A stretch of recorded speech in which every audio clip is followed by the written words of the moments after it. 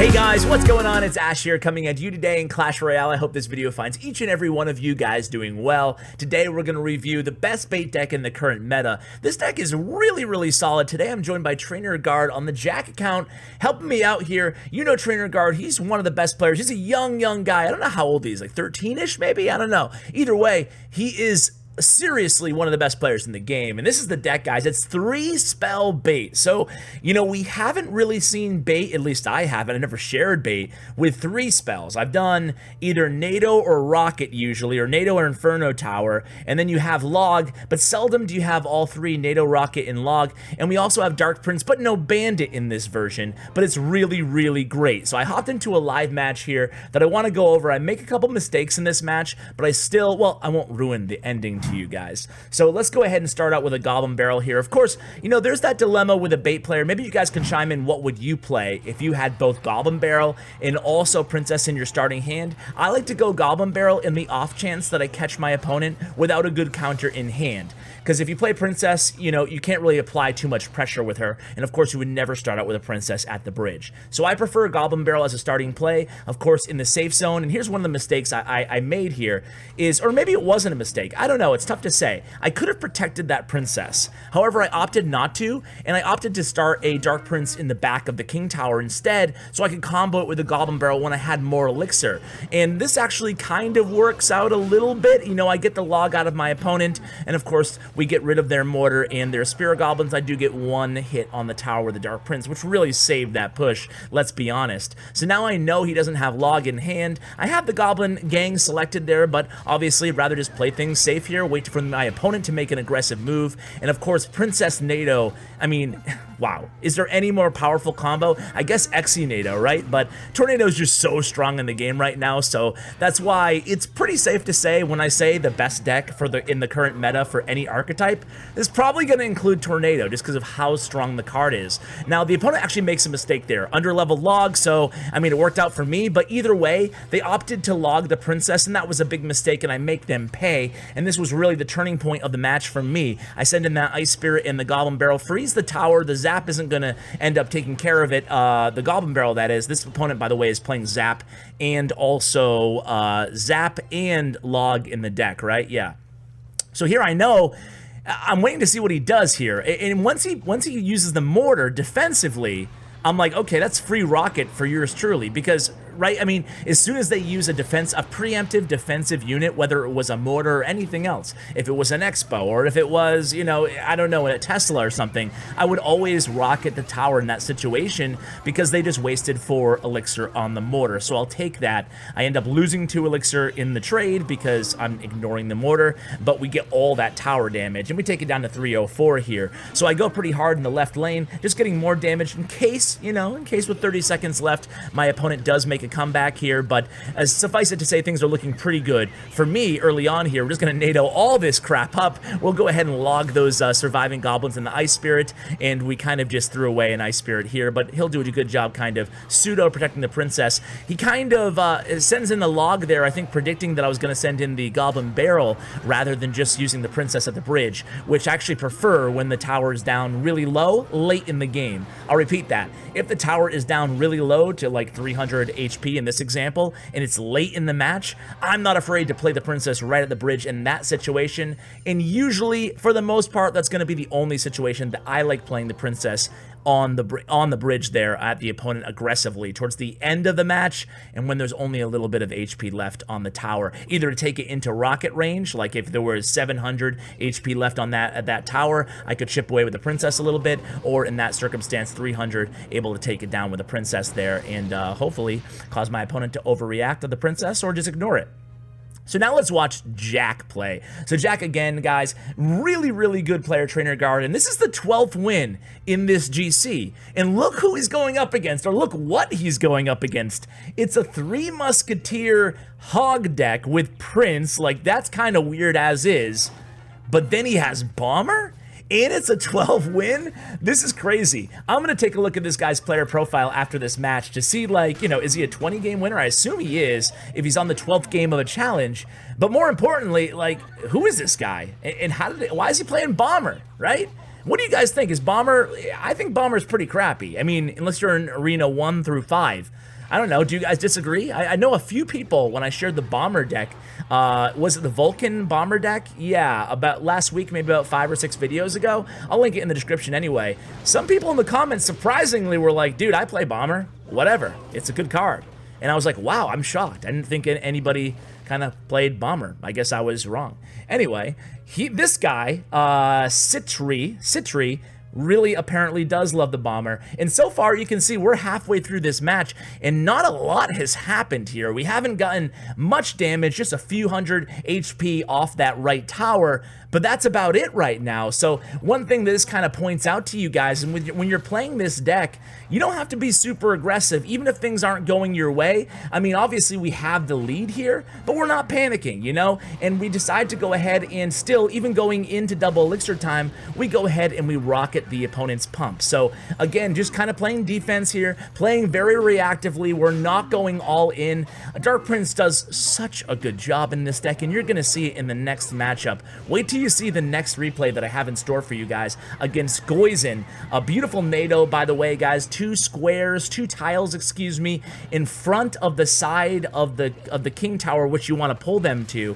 Brings all those musketeers together. We can take them out with 1 princess hit and a little bit of help from the Princess Tower as well. And you can see we'll just rely on the Dark Prince in the left lane to defend against that Hog and Bomber. Still kind of weird saying that. Hog Bomber push. Not something you say every day, certainly. So now, this is our moment, guys. The opponent pumped, they made a mistake, so we went absolutely all in on that left lane. The pump wasn't a bad play per se, it was bad timing on the pump by the opponent. Reason being is because we already had some surviving defensive troops coming down the lane. He knew we could easily combo that with a lot of extra, you know, swarm troops behind it, and that's exactly what we did, taking that left tower down eventually. Let's look at this player's profile. This is crazy. He is a 20-game winner, 366k cards won. And look at the deck that he's using right now. I like this guy, man. He's the leader of his clan.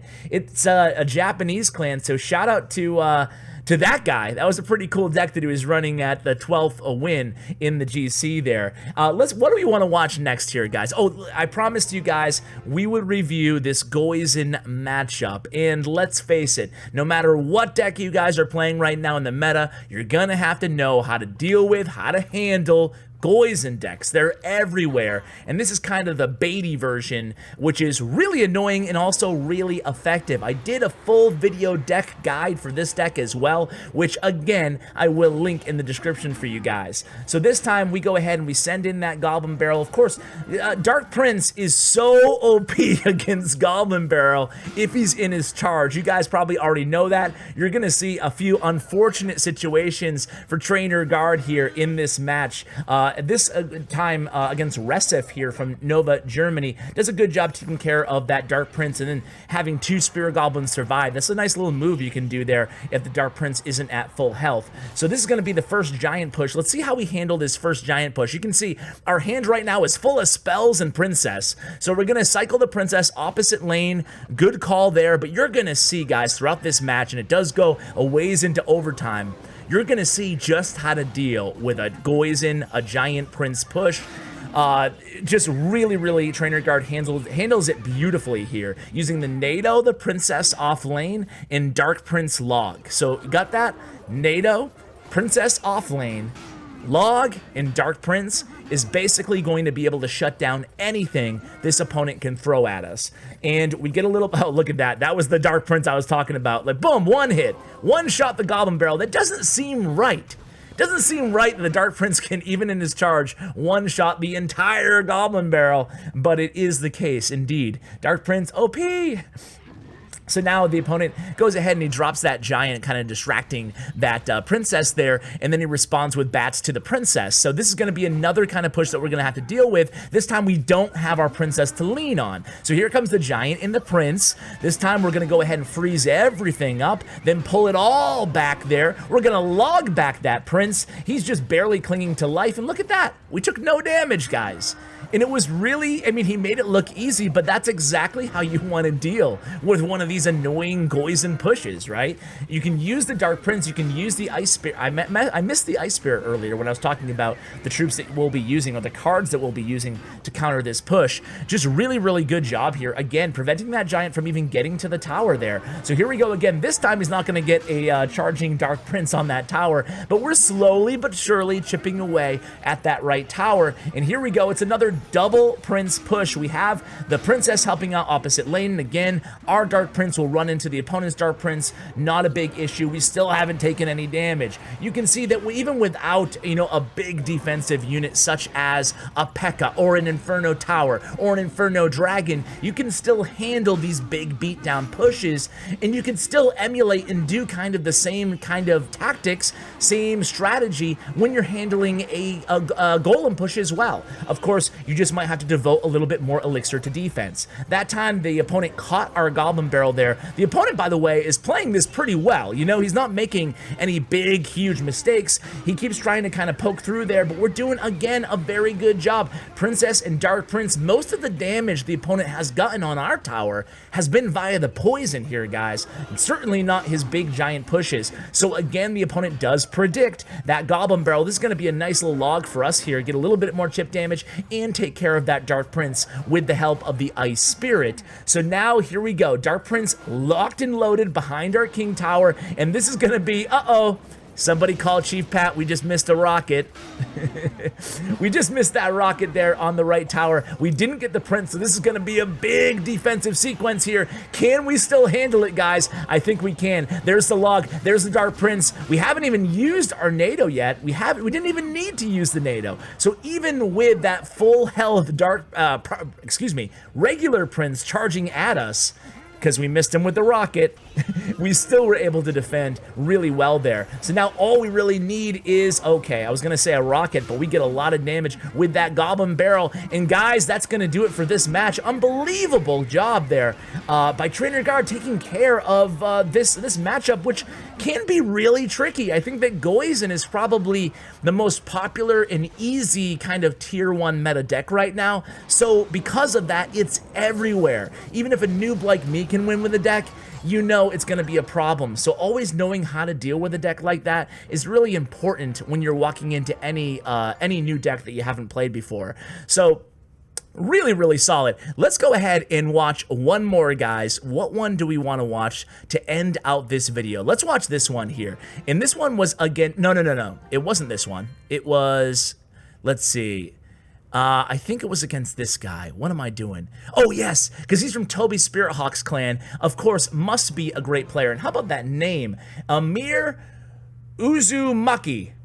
That's a solid name right there. Anyway, he is playing an interesting deck. I don't even know what it is. Is it a bait deck himself? Is it a bait versus bait mirror match? It is. And Emir is also a 20-game winner, also a really good player. So we'll pay attention to how to handle a matchup against a mirror match, which is, you know, just goes to speak how strong this deck is. So Jack uses a tornado there defensively, pulling that princess in. And of course, we do have, oh, that was a beautiful Dark Prince. Instead of using the log, keeping the log, using Dark Prince to counter that Goblin Barrel. Now we can take care of his Dark Prince by pulling him over to the center of the arena and then kind of surrounding him with our Goblin gang there.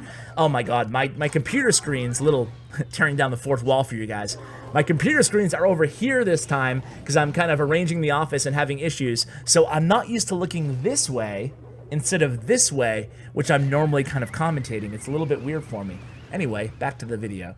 So at this point, we have basically a tie in elixir, so no one has the huge advantage here. Of course, we do have Princess in hand, so you know the Trainer Guard definitely wants to use her in this circumstance. So how are we going to deal with this? He gives the oops. I think he just kind of threw away the poor Ice Spirit there. But here comes a Dark Prince. We're going to go ahead and answer with our own Dark Prince. They'll trade shields, and then the opponent drops a Princess over there in the center of his arena. We're going to respond with a Princess in kind. Do we get his? We don't get the Princess. We're going to go ahead and log this up, and we will catch the Princess on the back end of this log here. So now, again, you know, we're kind of feeling out the opponent here. Amir hasn't really made any mistakes early on, and again, we're already already at 1 minute left. So because we're at full elixir, we're gonna figure, you know what, this deck is really solid defensively. We know he's gonna punish us. We know he doesn't have a Goblin Barrel in cycle, so we're just going to go ahead and use everything at our disposal to play some defense here. We do end up taking a few hundred damage off of that left tower, but overall, you know, we got that rocket in there. We're going to get a nice log here, taking out the princess again, and now we're into double elixir time. So the reason he pulled that aggressive rocket is because he knew we were entering in a few seconds to double elixir time. That's not something you guys want to do at home, especially if you're even in elixir with the opponent, unless you really are confident you're going to be able to defend, because you can count on them putting a lot of pressure. So you want to make sure you have the cards necessary to defend on the other side if you go ahead and do a preemptive offensive rocket like that. So now here we go.